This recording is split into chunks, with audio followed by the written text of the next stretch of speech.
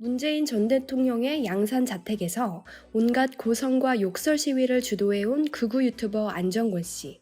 그의 친누나가 대통령실에서 최근까지 근무하고 있었다는 사실이 밝혀져 논란이 일고 있습니다. 안정권 씨는 자신을 국가 영웅이라 칭하며 양산에서 확성기로 빨갱이다, 간첩이다 라고 외치며 시위를 이어가는 인물입니다. 그는 대선에서도 당시 이재명 후보의 욕설 파일을 방송국에서 틀어달라며 1인 시위를 이어갔으며 지방선거에서는 이재명 완전 지지라는 민주당 티셔츠를 입고 난동을 부리는 등의 행동으로 많은 비난을 받아온 인물입니다. 안정권 씨는 자신의 유튜브 계정이 폭파되자 영상 채널인 벨라도를 설립해 문재인 전 대통령을 비난하는 반면 윤 대통령에 대해선 옹호하는 성격의 게시글을 꾸준히 올리고 있습니다. 지난 5월 10일에는 대통령 취임식에 초청되기도 했었는데요. 누나 안 씨도 안정권 씨와 크게 다르지 않았다고 합니다.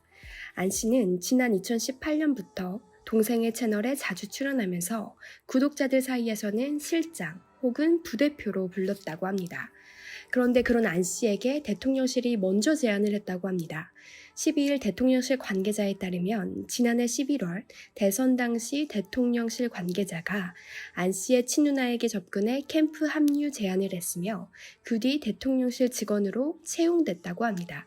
대통령을 포함한 주변 인물들이 극우 유튜버들의 채널을 맹신하고 있는 것 아닌지 합리적인 의심이 들고 있습니다. 대통령실은 이에 대해 안 씨는 대선 캠프에서의 능력을 인정받아 대통령실에 임용된 것이다. 누나와 동생을 엮어 채용에 문제 삼는 건 연좌제나 다름없다. 채용 과정에 아무 문제가 없었다고 선을 그었습니다. 그러나 안 씨가 본인의 유튜버에 직접 올렸다 삭제한 영상을 보면 안 씨 본인도 온갖 시위에 참여해 왔던 것으로 보입니다. 이를 본 누리꾼들은 충격적이다. 이 정도면 가세연 멤버들은 서운할 지경. 인사 검증도 안 하고 이런 사람을 채용하다니. 대통령실 수준 알만하다. 국가 홍보실에 저런 사람을 앉힌다는 것이 말이 안 된다. 누가 저런 결정을 내린 건지 책임져야 한다 등의 반응이 나오고 있습니다. 현재 안 씨는 논란이 일자 사표를 제출한 것으로 확인됐습니다. 그런데 정말 문제는 대통령실입니다. 이러한 검증 안 된 이들을 국가 홍보실에 앉혀놓고는 변명조차 없습니다. 무엇이 문제인지 파악조차 못하고 있는 것으로 보입니다.